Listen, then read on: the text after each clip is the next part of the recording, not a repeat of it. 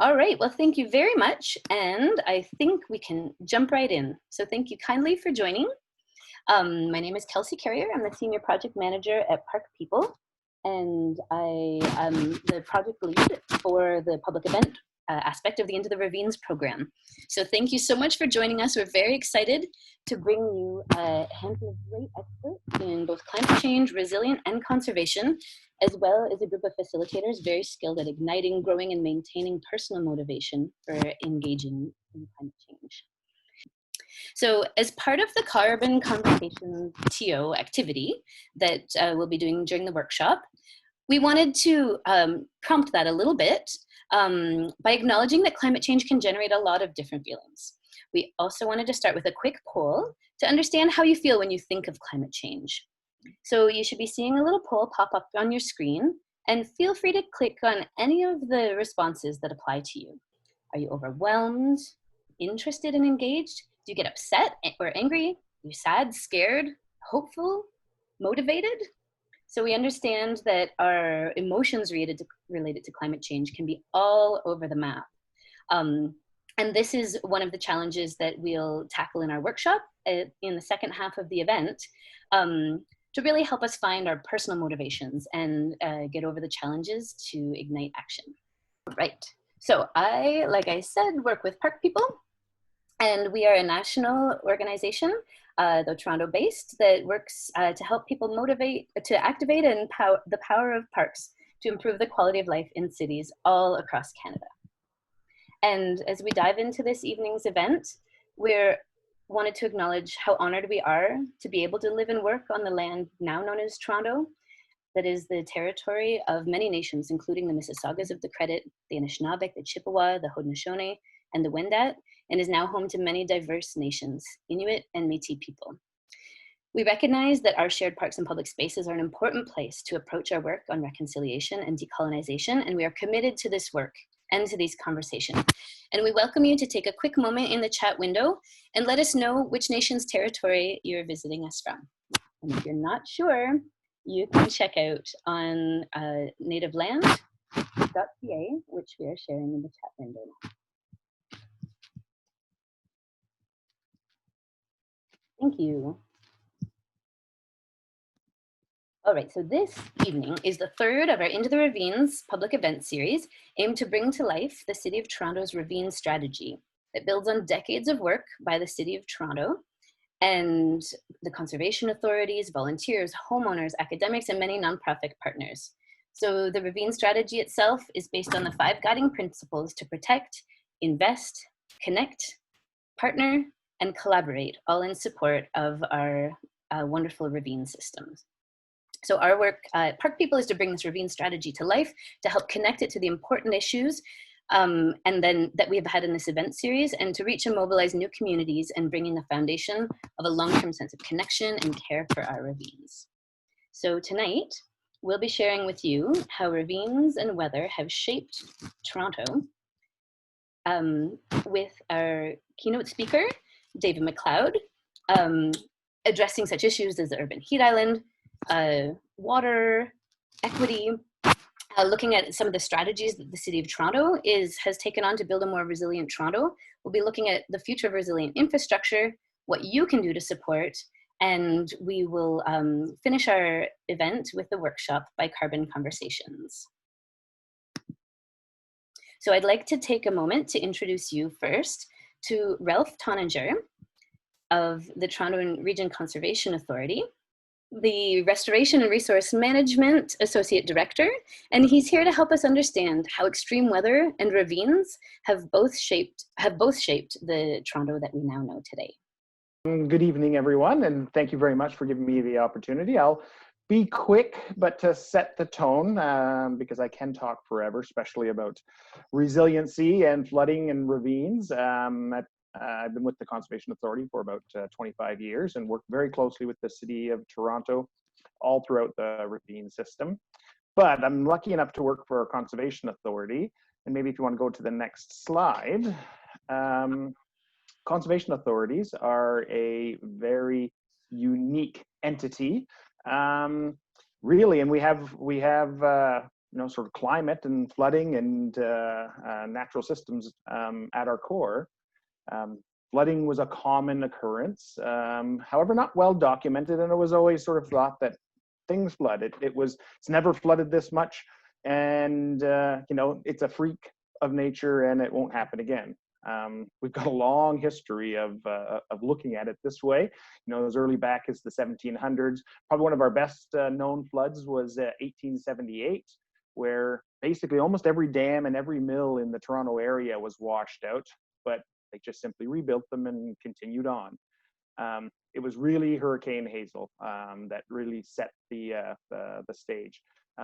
Here's some old pictures of 1948 that was one of the big floods that led just before Hurricane Hazel and really got people starting to think about flooding. Conservation authorities were starting to develop, but it was really Hurricane Hazel. In a basically 1954, Hurricane Hazel hit. It was an amazing storm. It was a culmination of many storms. They thought it was going to dissipate, but we had actually had a whole series of rains and leading up to Hurricane Hazel, so the ground was completely saturated. So when Hurricane Hazel finally did hit, it was it was the largest and the most severe flood still to this day ever recorded in history. And the damage, the unfortunately loss of life, loss of infrastructure was huge and was devastating. There was a lot of different things that happened, but really the lesson learned was that infrastructure in the floodplain was the issue. Now I'll get a little bit further into that. Here's a great shot of the lower Humber, and it's interesting to see. There's David on his bike at the bottom there, and you can actually see where the floodwaters were. Just massive amounts of rain. It happened over a 48-hour period. They believe roughly there was just about under 12 inches of rain that happened over that time period. And again, it was the largest event ever recorded. Here we go. So this is one of the areas that people know best about Hurricane Hazel, is this area of the Humber known as Raymore Drive. And I guess I should just double check. Kelsey, you can hear me fine? Everything's good? Okay, perfect. So Raymore Drive is one of the spots, is the lower Humber, where the impact was pretty well the worst in all of Toronto. And in this one area, they lost 14 houses. At least 36 people died as a result. And it was, again, sort of first passed off as, we've never seen this before. The first, people that they talked to, they commonly said, the water's never been this high before. This,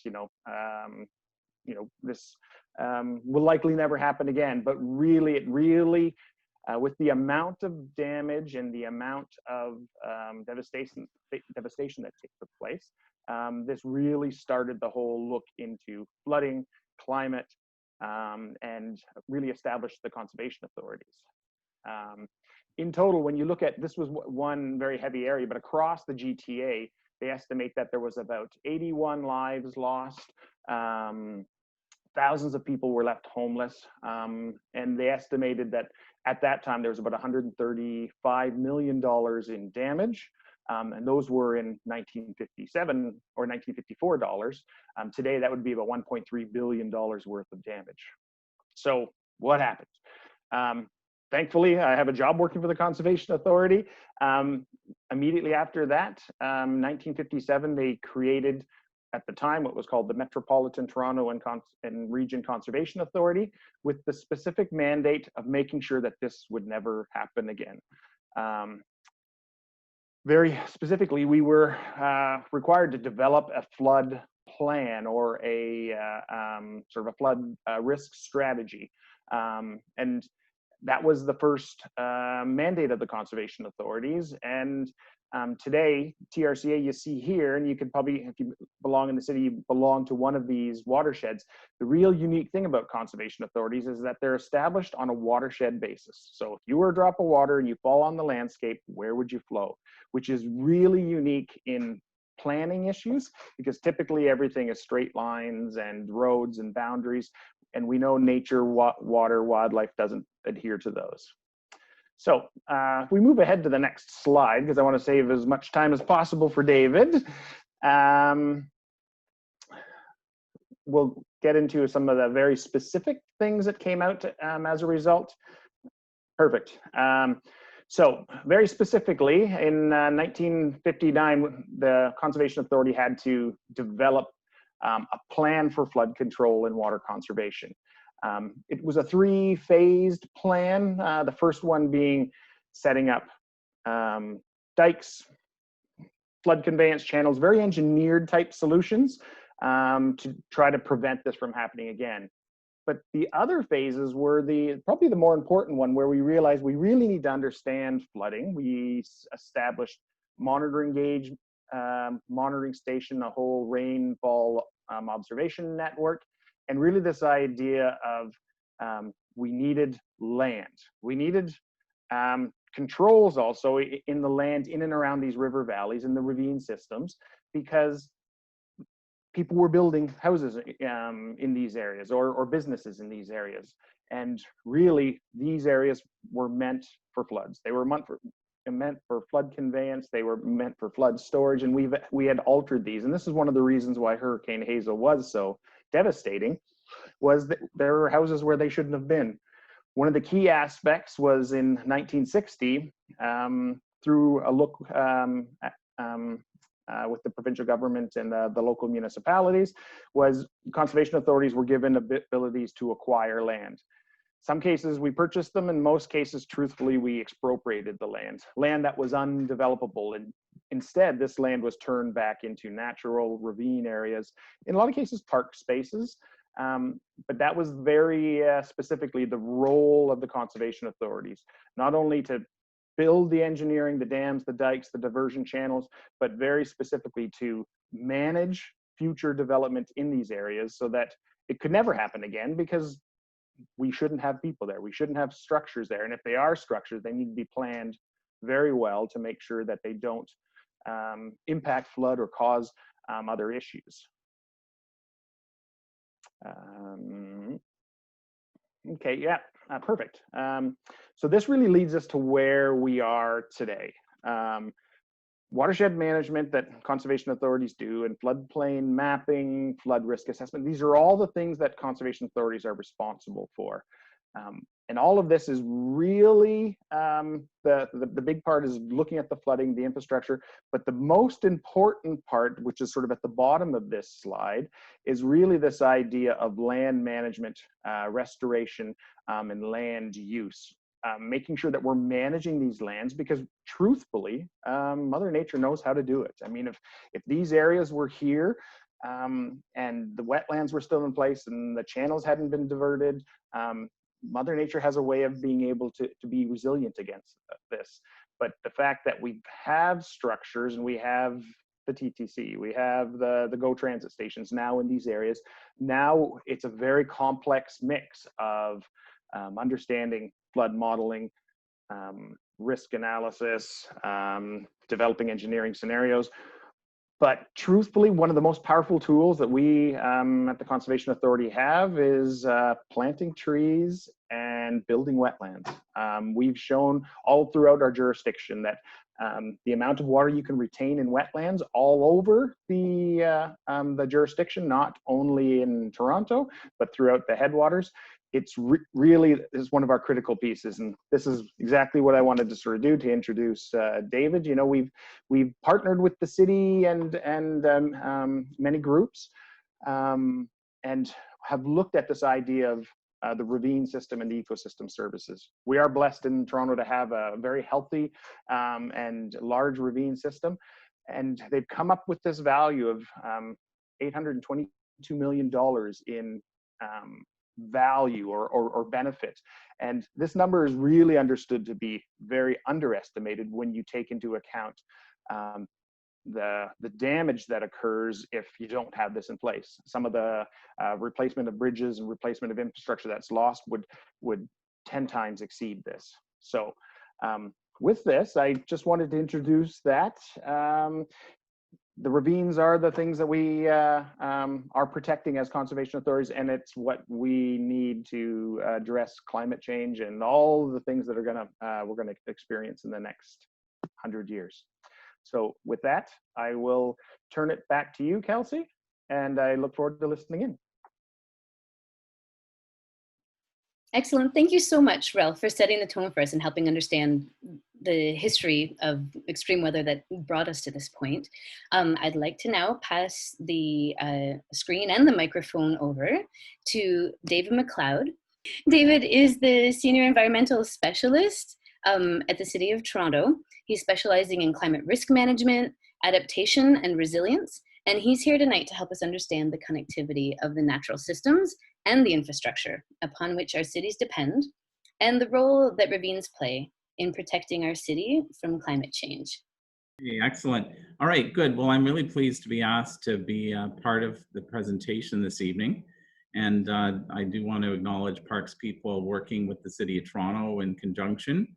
And this is all part of the ravine strategy to help people understand the importance of ravines, but also the work that is being done by the City of Toronto, and also people that are volunteers and care about the ravines, because they are just so essential to the fabric of our city. This is a map that shows so much of our city is actually green, and we're quite lucky compared to many other cities around the world. And I think this is going to bear out in the coming decades. If we care for these ravines, they will care for us. And Toronto will continue to be an attractive place for people to live, work, and play. If you take a look at how we've got 30% of our residents living 500 meters from a ravine, this is really quite helpful. Now, but if you take a look here, I've got a picture of surface temperatures, and I'm gonna see if I can go back a little bit here. Maybe not. This shows you from space the temperatures that we're experiencing on a hot day. Okay, so on a September day, we had between up to 37 degrees Celsius, but in the ravine areas, it could be between 20 and 24 degrees. So that's a big spread in temperature, and I'm sure everybody listening in can recognize that the ravines help cool the city. And with climate change, which is what I work on full time for the city, we're seeing many more hot days, and I can't illustrate it any better than today with the amount of heat that we are having, and in fact, record lengths of extreme heat days. And on top of COVID, this is a significant challenge. If we look at the vulnerability of people, their socioeconomic situation, and the vulnerability in terms of being in an urban heat island, there's an interesting overlay that we can see where the ravines would be and where the people are. So this is a very short slide that summarized about 1.5 years work back in 2011, 2012 that was done by some other staff that I worked with. And this is projections of future climate. And if you take a look at the bottom row there, in the time period 2000 to 2009, we were saying that in that time, the hottest days would be 37 degrees. And into the future, in 2040 to 2050, we're looking at the hottest days being up to 44 degrees. And then further, in terms of hot days, this is where it goes above 30 degrees. Generally, in the decade of 2000, 2009, we had 20 days, but we're going to be getting into 66 days. So that means most of the summer is going to be above 30 degrees. And extended heat waves, that's where you're getting more than 3 days in a row over 30 degrees. We used to get about every 2 years. Well, now we'll be getting 2.5, and we'll break that record this year. So with looking at maximum rainfall, that's one of the things that of most interest to ravines. In the past, we would expect a maximum rainfall of 66 millimeters or 6.6 centimeters, or about 2 inches or so. Now we're looking at 16 millimeters or 16 centimeters, and that's a lot of rain to happen in one day. And often this is happening in a matter of hours, which makes it even more severe because our sewer systems were just never designed to hold that. I want to be clear about the concept of combating climate change. And this is essential to everybody to really understand that there are really two categories of action. On the left, we have greenhouse gas reduction, and on the right, climate resilience actions. And there is, in this Venn diagram, an intersection where there are some things that we can do that actually help both. And on the right-hand side, on climate resilience actions, at the top of the list, I put protecting ravines and promoting biodiversity, but also flood risk reduction. I've got the items in red to show you the ones that I think are the most important for this seminar today, and urban heat island reduction actions. So we'll be looking at some examples of things that Toronto is working on. The office that I work in works on all of these matters. I'm in the Environment and Energy Division, and a lot of my colleagues, they work on matters on the left: energy efficiency, conservation, renewable energy, sustainable transportation, meaning biking to work, walking to work, taking transit as opposed to taking cars. And then overall, less consumption of goods and meat and dairy. These are all things to reduce our greenhouse gas footprint. But right in the middle there, a sweet spot is increasing the tree canopy. And trees love to grow in ravines. So this is one of the things that Ralph mentioned, is one of the best things we can do is plant more trees. I'm going to say shrubs are also good. So looking at some of Toronto's strategic priorities, we have a corporate strategic plan for all of Toronto, and you can see that it has, I'm going to go around counterclockwise: financial sustainability, a well-run city, maintaining and creating housing that's affordable, keeping Toronto moving with transit, investing in people and neighborhoods. But then one of them is also, remember, this is one of the top 6 corporate strategic plans thing for our whole city, is tackling climate change and building resilience. Okay, so we have a lot of related strategies, plans, and initiatives. I'm not going to read them all. Whoops. I don't know how that's gone back a bit here. I'm going to have to try to go back. Yep. Oh, sorry. I'm going to go forward. Back. Okay. We have a lot of different strategies: Toronto's official plan, Toronto's first resilience strategy. We have city asset management. So there's a whole list of all of these strategies that have something to do to support climate change. But ravines are one of the key things that where we can do an awful lot to help address climate change. So we actually have specific work on climate resilience, and this has been my work since 2007. And so I've just listed some of the titles of the staff reports that we've done that have gone public that all have to do with climate and climate resilience only. The picture on the right is the flood of the Don Valley in 2013.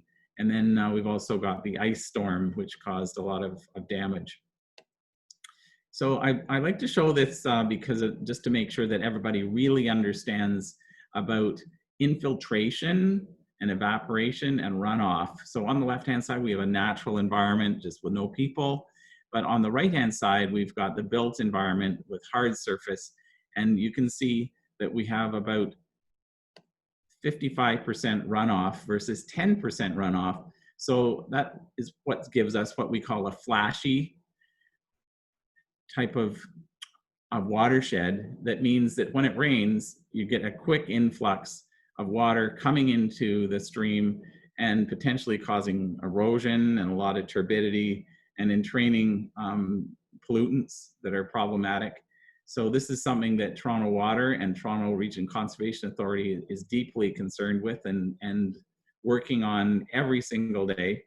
And this is where some of the taxpayer money goes, is to deal with that runoff in the storm sewers, but also combined sewers. It's important to understand that a lot of the older part of the city includes combined sewers, where we've got both domestic sewage and rainwater going combined. And we're trying to separate that. It's going to take some decades to get it all separated, but that's a big project. So there is a thing called the Wet Weather Flow Master Plan that's put together by Toronto Water.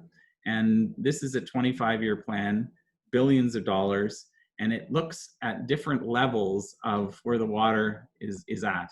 So at the watershed level, but also sub-watersheds, and then what's called a sewer shed. A sewer shed is just basically where you're collecting water that goes into one sewer, and then right down to the lot level.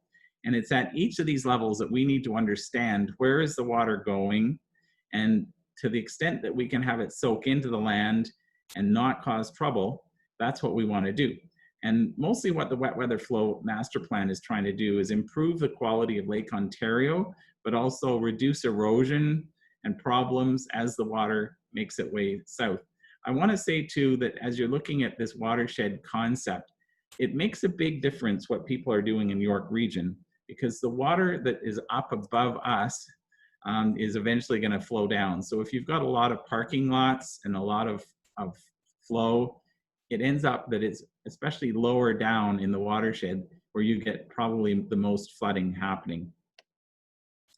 So the City of Toronto has a significant initiative called Green Streets, and it's addressing climate change, and it's all part of asset management. And when we think about assets, we think of what the city owns and controls. So that would be roads, bridges, sidewalks, but also we consider the natural environment to be an asset. And so under the Council Directive of 2013, city staff were to develop green infrastructure standards for public right-of-way for implementation in transportation services and Toronto Water capital projects. So what that means is when we're working on roads, when we're working on sewers, the city staff are meant to be thinking about how can we put in green infrastructure. That means a place where stormwater runoff can soak in and reduce erosion, but also provide opportunities for biodiversity and reduce urban heat island effect. With more vegetation, we have less urban heat island. With more vegetation, we can have also enhanced air quality. And I've spoken about infiltration, but also we can be conserving energy by the fact that we're cooling the city and people aren't having to put on the air conditioning as much. So we're also extending the longevity of the urban forest by doing some of the projects, but also it's just makes the city look nicer and a nicer place to live. So some of the things that the city organizes is community tree planting. Where we can, we look to put in bioswales. That's a fancy word for ditch. It allows the water to infiltrate rather than flow off. And what we're looking for is not standing water, but we want vegetation there so that the water can soak in. So permeable pavement. Actually, this is not an ideal picture because the bricks are a little bit close together, but this is required for new construction. And also the City of Toronto has a green roof bylaw, which if you've got a large building go in, it's mandatory to have a green roof. And so the roof will soak up a little bit of water, but probably one of the biggest benefits is actually for helping reduce urban heat island. There is an incentive program if individuals want to put in a green roof on private property. It helps defray some of the cost of doing that because it does cost more. But the idea is that you build a good, solid foundation for this green roof and it lasts a long time, maybe longer than a regular roof. So looking at another example of green infrastructure, on the left you can see there's at the area of Fairford Parquet at Foxwell Avenue. It was just all gray, all just pavement, but there was an opportunity to make a small parquet. And on the right-hand side, you can see the final results. And so the water in that area gets channeled in to that little place, and it's a little oasis amongst a whole bunch of pavement. So this is the kind of thing that we try to promote. It does cost more, it does take more design, but this is our policy that we're trying to implement. And there are actually guidelines, and we try to prioritize where we would spend the money and actually do this. So here's some examples of more green infrastructure to try to reduce runoff to our ravines and cool the city, have more vegetation. On the left, you can see what we call soil cells, and these are about 1 meter cube plastic, very heavy, strong boxes that we can fill with soil, and then you plant trees right inside there, and then eventually they grow up nicely. And these are ones that are about 13 years old out in the West End, growing quite successfully. So I want to talk about, and this is kind of my wheelhouse, this is looking at the whole concept of extreme weather affecting different infrastructure systems and what we depend on for our life. And so thinking of extreme precipitation, this is a diagram that I developed in conjunction with C40, which is a group of cities around the world working together on climate change. And we just wanted to illustrate that extreme precipitation can affect crop failure, facilities and service disruption to energy systems. It can cause damage to transportation systems like flooding of subways or streetcars. But then we don't think about this much, but imagine if we had data centers flooded that affect our telecom that we rely upon so much, and we rely upon even more with COVID. If a water treatment plant gets flooded out, that can be a big problem. Stormwater systems can overload our wastewater and cause what we call wastewater treatment overflows and bypasses. And this is something that Toronto Water is working very, very hard on to try to reduce those bypasses, especially at Ashbridges Bay wastewater treatment plant. Damage to facilities can also occur to our solid waste handling systems. And overall, we can have disruptions of many kinds. Okay, now the ravines, they can help with this. This is the sort of thing that where the ravines are useful. So looking at building resilient infrastructure. So this is an example of some very simple infrastructure. Some of you may remember back in 2005, Finch Avenue had a little bit of a problem, and that's an understatement. It actually washed away. Now, this is a diagram that I use a lot to show how underneath that road, there was a culvert, and the culvert held up the road, but inside the road was all kinds of infrastructure that we depend upon. And this is what the new culvert looks like. I just want to go back so you can see this. Think about two 16-inch high-pressure gas mains that were exposed, and imagine if they'd broken. Okay, so this was in 2005, and we still have these types of things throughout the city. Bell Canada cables, Toronto Hydro, Rogers Cable, and then we also had a Parks path that was affected. So it took, in this case, 14 months, $4 million, and a lot of disruption to the people that were normally traveling on Finch Avenue. So there's the good news. That's the re-engineered, improved, rebuilt culvert.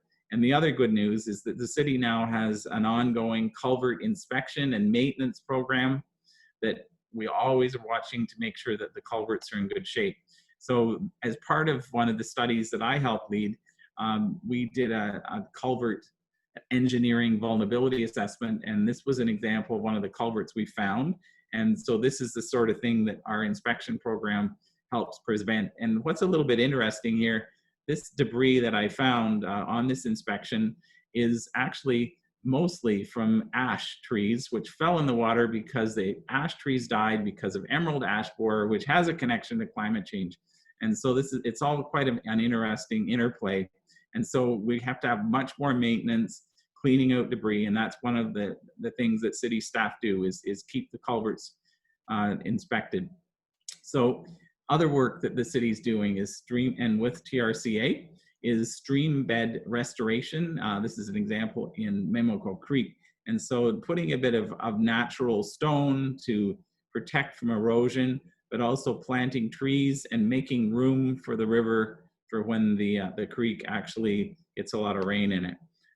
We do storm sewer sampling for pollutants, and this is to make sure that there's no improper connections of sewage getting into our ravines.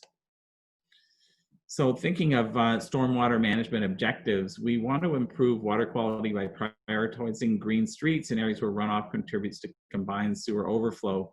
And so the red areas are where we're going to try the hardest, where we've got the worst problems, and we're going to try to prioritize having ways for the water to soak in through the green streets that I've told you about.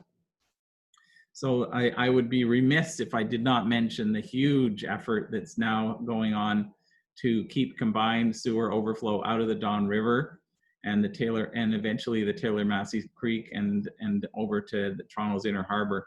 The huge project right now is the Coxwell Bypass Tunnel. So that is in progress, and that is a very large sewer, but also there are big giant pits that are being dug to hold the combined sewage during extreme rain, to keep that sewage and hold it back so that it can be more gradually fed into the Ashbridges Bay wastewater treatment plant for proper treatment. So in future years, there'll be work on the Taylor Massey Creek Tunnel, but also the Inner Harbor West Tunnel. And so in totality, these projects are about $3 billion, huge amount of money to be spent, but it's worth it because this is what we need to do to protect Lake Ontario, to protect the ravines, and to protect overall the quality of life that we have. And as the city grows, we need to be ready for that growth, but we also need to be ready for anticipated more extreme rain runoff situations, and this is the kind of good planning that's needed. So another project that's on the go is naturalization of the mouth of Don River. This is about a $1 billion project shared federally, provincially, and municipally, and that will unlock about $5 or $6 billion of economic development. It's cut off a bit here. This is the Don River going south, okay? And the Gardner extension is here. And then normally, whoops, to go back, sorry about that. Normally this Keating Channel, the river takes a right-hand turn and then goes out to the lake. Now that's a very unnatural delta. And so what's happening on the right-hand picture is we're going to be naturalizing the delta, making room for the river, making room for the water to get out. Now it also accommodates for potentially high lake levels. And everybody probably knows that we've experienced very high lake levels. In part due to climate change, and this is all part of us being able to deal with that. So a lot of development will occur here, and it's being designed as a resilient area. I was on the committee to help develop some of the resilience guidelines for how these buildings should be built. It'll be a complete community with places people to work, live, and play. So there's things that ravine property owners can do to help, okay? So there's lucky individuals that actually have property backing onto ravines, and these are desirable locations to live in. But if we're gonna protect our ravines, we need those residents to follow the ravine and natural protection bylaw.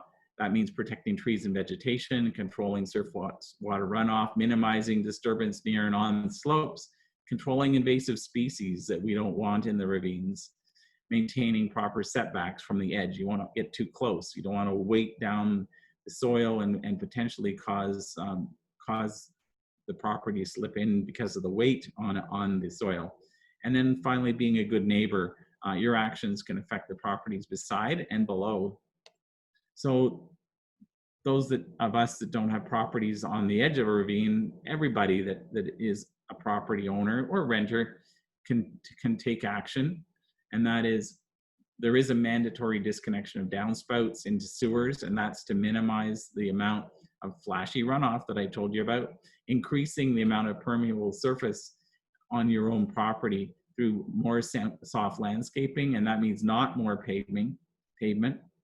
In fact, if someone wants to put in a driveway, you got to get a permit, and you may be denied. And if you do get a permit, it may be required to be permeable. Planting more trees and shrubs and avoiding non-native species is also a great thing that every property owner can do. Now, what can everyone do to help? I mean, everybody. Those that enjoy walking out in a ravine, if you see a culvert that's plugged, then you can report that to 311, and that's a useful thing. But I want to emphasize that you don't want to be close to those culvert openings. It can be very dangerous. Do not approach them. And especially if in a heavy rain situation, you never know when a whole bunch of water could come down through the ravine. And also, that's myself. That day I was getting ready to do the presentation. I took a picture of, there was a spill into one of the creeks, and I reported that to 311. So that's something that anyone can do. If you notice a chemical spill or turbid water, you can report that, and that's a helpful thing to be able to do. How else can everyone help? Well, you can volunteer at a community cleanup. So that's my wife there. She's president of the Lytton Park Residents Organization, and for the last 20 years, that group has organized a community cleanup. It's now called the Mayor's Cleanup, and this group has collected usually about one pickup truck of garbage in a 300-meter section of ravine. Keeping your dog on a leash, except on the off-leash areas, is quite important to reduce erosion. Staying on the main trail. Now, this is me out in a ravine about a week ago, and I'm saying, which is the official trail here? I'm sad to report that in the last 22 years that I've been walking in this ravine, there's been extensive erosion, and it's because people are loving the trails to death. If there is a trail, you got to stay on it. And keeping the dogs in control is also a factor for wildlife. So yeah, keeping on the trail is an essential thing just that people can do.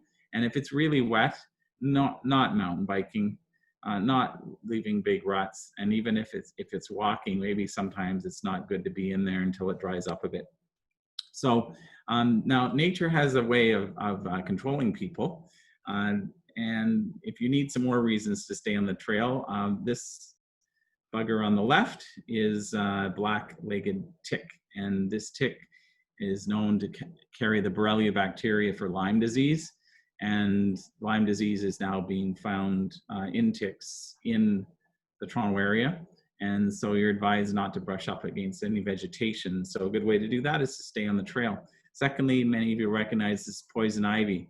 Poison ivy likes sandy soils, sunny areas, disturbed areas, and that's typically where there's been recent trail disturbance. So it's nature's way of fighting back, I'd say. So more good reasons to stay on the trail. So just to wrap up, I want to emphasize how important it is for us to protect our ravines, and they will protect us. This is an obligation we have not only for ourselves, but I'm going to say for future generations. And what Ralph told us about the formation of the Conservation Authorities Act and the Toronto Region Conservation Authority, that was an example of great governance back in the 1950s. That was an example of leaders doing the right thing, recognizing the situation. Likewise, the City of Toronto and other cities and other governments are working to address the issues of climate change. I've told you about some of the work that Toronto's working on. We need to do more. And one of the key things is certainly what we can do for our ravines.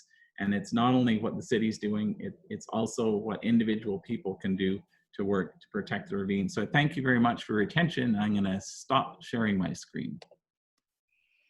Thank you so much, David. And thank you, Ralph, for putting, combined decades of experience together into a quick little 20-minute snapshot for us. So we recognize that we've gone a little bit over time so far, but as to be expected with this much expertise crammed into one evening, we're going to switch over to the workshop part of our evening, led by Carbon Conversations Toronto.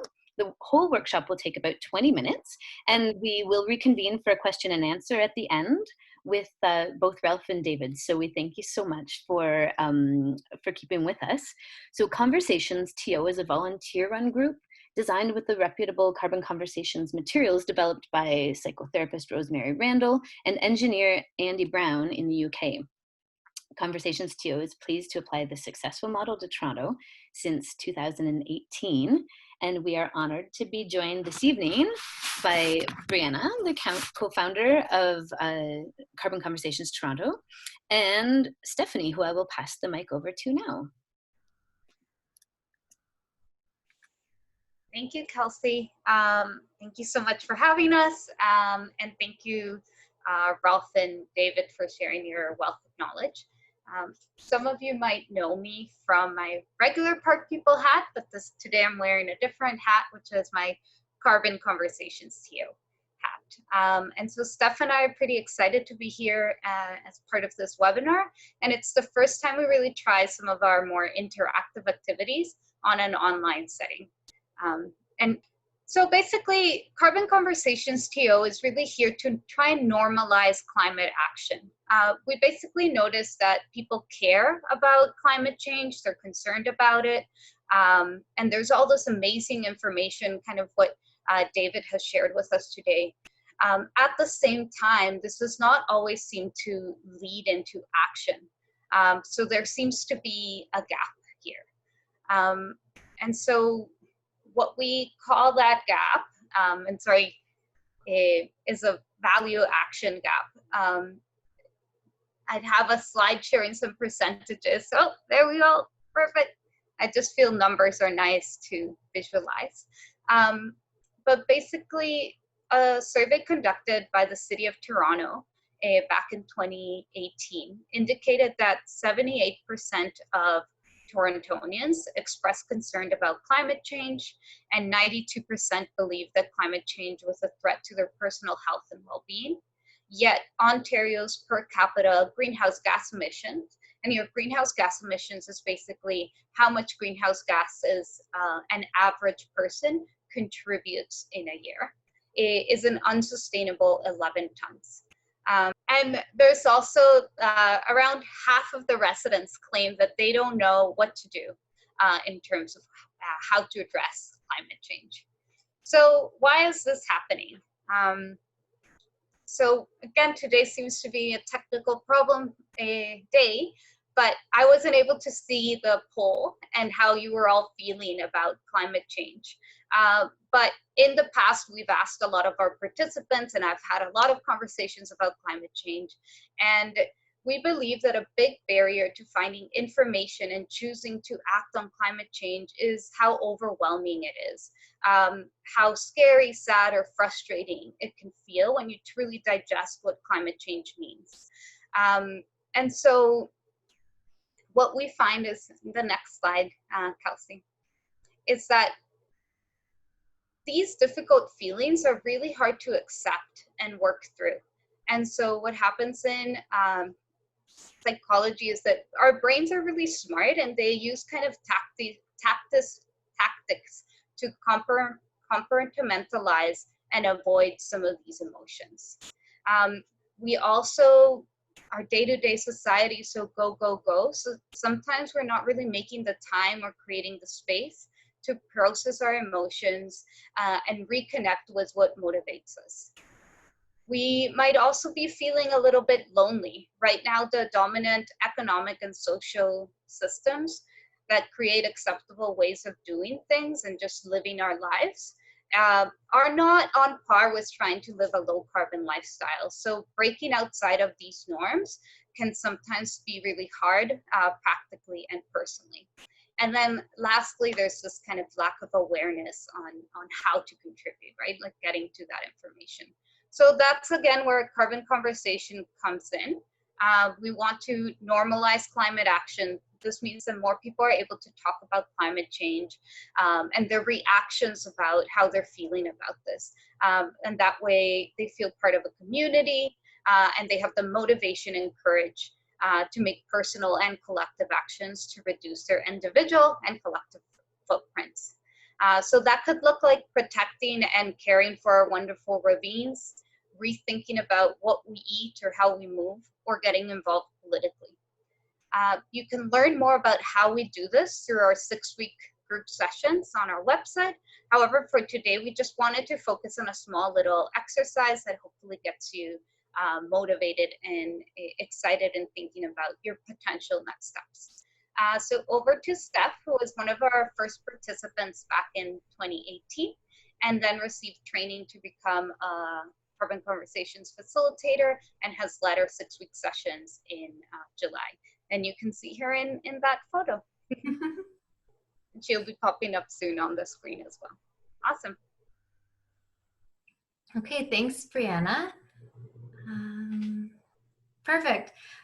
So, as Brianna mentioned, I've been volunteering with CCTO for the past 2 years. It's part of my personal climate action plan. One topic that we talk about in our group sessions is the importance of recognizing positive sources of energy for taking climate action. So, as Brianna mentioned, the realities of climate change can cause really heavy emotions, and that's normal. Like maybe we feel anger or guilt, and we do need to acknowledge and process these heavier emotions because they'll probably always be there. But we need ways to prevent them from hindering us from taking action. If we focus our attention there, it's easy to get stuck in a feeling of helplessness, right? So to break through this, we recommend shifting the focus over to positive motivations for acting and giving more weight to more energizing emotions that are usually associated with those. Focusing on this side can help us find that hope and energy. And this is a long journey to address climate change. So we really need to remind ourselves why we care and find those sources of inspiration on the way. So what we'll do next is an activity to answer the question, why do we bother? We'll show you a checklist of values that people may hold and have you reflect on the list and select the values that ring true for you. It might be helpful to jot a few notes if you have pen and paper with you, or open up a Word document and type away. Please feel free to edit any of the statements to make it more accurately reflect your own position, or you can write a completely different statement. So after we go through this list, we are going to split up into groups of 2 or 3 in breakout rooms. So that means each participant will be connected with 1 or 2 others by video chat. And if it feels odd to be connected with a stranger online, just know that we do this a lot in our in-person workshops. So picture being in a room of friendly strangers, like in one of the pictures before, and just turning to the person beside you to have a little chat. So Kelsey has the slide up here. Thanks, Kelsey. This is these are some statements about why people might bother to act on climate change. Have a read through. You'll see some of the motivations are related to nature and an awe and respect for it. Some are for a compassion for all living things. Maybe your motivations could be connected to your faith or connected to social justice issues. Or maybe you see a challenge or green business opportunities. So there's no wrong motivation. You can see there's many different kinds. I'll encourage everyone to just take a few moments, maybe 30 seconds, reflect on that list on your own, and then we'll chat about it in these breakout rooms. I know for me personally, it's interesting because I did this activity, I guess 2 years ago. And it changed quite a bit from what I put at the beginning to what I have now. So it's also interesting to see what motivates you at different times of your life. And also that curiosity of asking other people what motivates them. Because that's maybe how you can get into more richer conversations about what to do about climate change and such. Okay. So I hope there were some fruitful discussions in the breakout rooms once we got that all going. Would anyone like to share what they learned about their values or motivations for acting on climate change? And if you would like to share, please type a comment in the group chat. We'll read them out and look forward to reading everyone's views. I'm gonna open up the chat here. Might be good just to put your thoughts out there into the world, share your motivations, maybe that'll strengthen them for you. How many people do we have? Jane's commenting that there's a lot of great work going on, and Becky's commenting about education. Thanks, everyone. I know for me, my motivations, they started because I was feeling that awe and respect for nature. But as I kept learning more and more, my motivations grew, and they included more social justice standpoints and kind of a bigger picture. So I think it's neat that these motivations can even shift over time. And Sharon's sharing that we don't have a I don't think we have a choice to act, but if we don't want to, don't think we have a choice to act if we don't want to have a very unpleasant future. Yes, so there is a sense of urgency and responsibility there. And a few others were chatting about educating younger generation. And someone else, Vivian is motivated to preserve the aquatic habitat because she actually is seeing effects already. Thank you for. I think when a lot of people can come at the same issue and come at it from all these different angles. So going forward, these views and values that you connected with today can really be a source of strength and inspiration for dealing with climate change. And thank you for the extra comments coming in. I'm definitely going to go back and read those. So one last note here is that it's important to recognize that these statements we're talking about are ideals and they can be hard to live up to. So it's important to avoid feeling guilty when you don't always succeed to living up to that maybe 100% of the time, because that's not going to be possible. And as mentioned before, there are many reasons that might be the case, like political, social, or personal. So some advice from us as Carbon Conversations is to be kind to yourself as you consider starting or continuing to take climate action and hold these motivations close. So with that, I'll pass it back to Brianna. Thanks again, everyone, for participating. Thank you, Steph. And thank you, everyone, for sharing all the different motivations on the chat window. It's really lovely. As a facilitator, I really miss seeing you all in person, and that helped me feel a little bit more connected to everyone here. So thank you. I'm going to try and go really quickly because I know we started a little bit later, but just wanted to give some potential quick ways, or some ideas of some ways that you could maybe channel some of this kind of motivation. And so we've talked about how climate change is really overwhelming, especially when it's such a big challenge and it's so systematic. And it's really easy to feel that you can't make a difference. So we just suggest and recommend for everyone to just take a step back and start with what you feel you have more control at that moment. And so that could be measuring your own personal carbon footprint, just as a way to start to see how you're connected to climate change. We, of course, recognize that government and businesses need to act and have a lot of responsibility and power to change. At the same time, we recognize that us individuals are part of the system, and that our actions do matter and can motivate others and ourselves. And then together we start creating our culture, right? So one tool that I used to help me understand how I was connected to climate change was Project Neutral. And so this is an online calculator, and I found it really useful. Kelsey will share it on the chat window.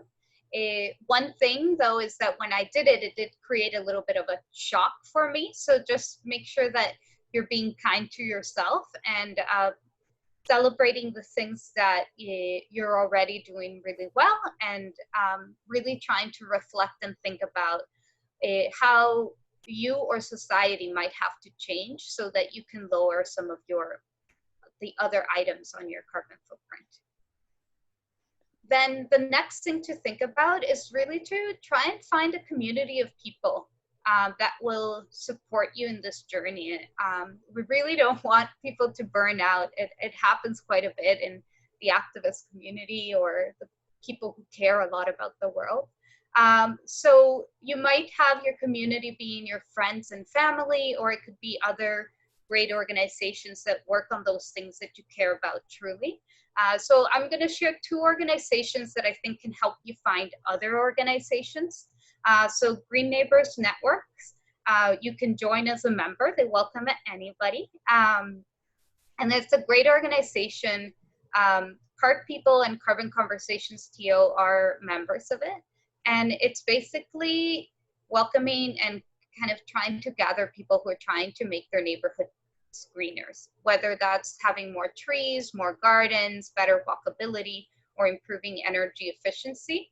They all help the a city become greener, a nicer place to live, and combat climate change. So those are the types of initiatives that they support. You can check out their website or follow them on Facebook. They're currently planning Eco Fair, an online Eco Fair in the fall. And then we have Toronto Climate Action Network. This is a network of over 30 climate action organizations building a movement together and around Toronto. You can check their website to sign up for their newsletter and learn about like what their members are planning. And of course, you can always be an active citizen and be involved on the changes that are happening in our city. A nice way to do this is by following Transform TO, which is the City of Toronto's climate action strategy, and groups like Toronto Environmental Alliance, T, that help Torontonians stay in the loop of what's happening in Toronto and advocate for environmental solutions. And then, of course, because we're gathered here today for a beautiful Ravines, you can do some of the things that David recommended on his talk. The key thing is that you're finding something that really connects to you and what motivates you. And then to also be open to continue learning and talking and growing with people and what it means to be active on climate change. This has been my approach in the last couple of years, and it's really beautiful to see how small actions create waves and how you start doing more that you thought would ever be possible, like starting a volunteer organization. It's like your tool set starts to become bigger. And you can see how all these actions interconnect, and climate change really doesn't feel as scary because you're part of a team and you're all trying to work together in a system to make things better and fairer. So thank you again for having us here today. Feel free to follow us on Facebook. And also the best thing would be probably signing up for our newsletter, because that's how we let people know about, we're working on a facilitator training for this November, and also for whenever we have our 6-week session program. Yeah, and that's it. Thank you very much, everyone. Thank you for staying that extra little time with us. And over to Kelsey. Thank you, everyone. And just reiterating Brianna's thank you for letting us keep you a little bit late, and thank you to Brianna and Steph for walking us through that engaging exercise. And I hope it's something that you can reflect on often to ignite your own motivation, and maybe even share with people who you know are struggling with the same issues to sort of help strengthen and unite our forces against such a huge issue as climate change. So with that in mind, I wanted to launch tonight our Ravine events calendar on the Park People website. There are all kinds of amazing organizations across the city doing incredible nature education, climate action, and environmental education work. And any events coming up related to ravines will all be posted in one common space on the Park People website. So we wanted to be sure to direct you to that. You'll find the link in the chat window, and we'll share that with you again in a follow-up email. And we wanted to take just a quick moment. If anyone had any questions for David or Ralph, I'm actually going to give you 2 quick pieces of information, and then those that have questions, we can stay on and pick the brains of these 2 incredible experts. If the work that we do at Park People is supported not only by a wonderful, great group of funders, but also by individual donors. And we wanted to send a special thank you to them and let you know that their continued support allows Park People to do all the amazing work we do, supporting and mobilizing people to make awesome things happen in parks and communities. So if you have interest in making a donation of any amount, you can do that on our website. And also to make sure to keep in touch, we put out a wonderful monthly newsletter as well, where you'll hear about all great events like this. So we certainly invite you to connect with us on our website, follow our new Facebook group, or keep in touch with us on social media. And with that, I would like anyone who has questions for any of our spectacular speakers this evening, either Steph or Brianna from Carbon Conversations, or Ralph from TRCA, or David from the city's resilience work. We'll open the mic right now. So thank you all. I have one from a while back. This was from Bruna. Are people who own ravine property contacted and educated on what they should do? That's a very good question. That might be something that David can answer. Mm-hmm. Maybe we've caught him off guard here. Just unmute yourself there, David. There you go. Yeah, I'm not aware of that specifically. I know that there are bylaw officers that will notice things, and there are probably neighbors that will notice things, but proactively being contacted, I don't know that answer, sorry.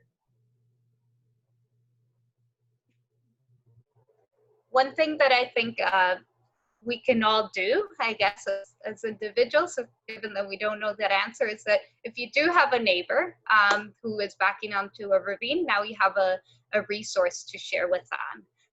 I know Friends of Cedarvale, right where I live, has done an initiative where they've flyered and talked with the houses that surround the ravine. And so I think that was part of their work of trying to educate and work together with neighbors. So, and we have a response from Doug Bennett in the chat window that Toronto Urban Forestry also reaches out directly to ravine property owners frequently to ensure that they're connected with the issues and the extra responsibilities associated with having a property that backs onto a ravine. And then I have another question here from Shaw. Hi, Shaw. Nice to see you. What are the roles of ravines on temperature and greenhouse gas emissions? So maybe for David as well. Okay, sure. Well, yeah, definitely. I mean, as we covered in the webinar, the ravines are a place that can help cool the city. Absolutely. Further, I mean, we can have some carbon sequestration through the fact that the trees absorb the carbon dioxide. I mean, relatively speaking, it's not going to be a lot, but it is something that we can have. It helps clean the air as well, and helps generate oxygen in the city. So that would be my general response to that question. We have another really interesting question that perhaps both Ralph and or David could speak to about the proposed naturalization of the mouth of the Don, acknowledging that as historically a huge wetland delta. What impact will the development have, and how will the wetlands and the built form sort of interact in that new space? Sure. I mean, from what I'm aware of, what they're trying to do is open up the area that there used to be water, where there was land filled in. Okay, so it's trying to make it back to what it might have been before, and making space for the water that's coming down the river, but also making space in the event that Lake Ontario has a higher water level. I might also just add that the siege effect is quite relevant, and that's where if we have a prolonged wind that's piling the water up at our end of Lake Ontario, that can also make a difference. So the building that will go on there is meant to be designed so that it will be out of harm's way for flooding. And some of you may be aware of the very large landform at Corktown Common. That was designed for a 500-year flood, and TRCA was involved with that. Thank you so much. Thank you both to David and to Ralph for sharing such a wealth of expertise with us and really helping connect the huge issues of climate change and conservation and city planning and infrastructure all together for us with what we can do as individual citizens, and for Steph and Brianna for really making that so personal and helping to ensure to invite and ignite and motivate all of our personal climate action. So I can't thank everyone enough for joining us this evening, and we do hope that you will keep in touch.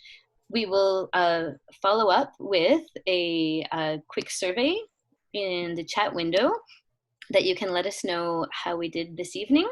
Any issues that you would like to see addressed in the future, and do sign up for our newsletter so we can keep you up to date with our upcoming series of fall events that are in preparations at the moment. So thank you everyone, and have a wonderful, wonderful evening. Good night, everyone. Thank you for coming. Hey, thanks everyone.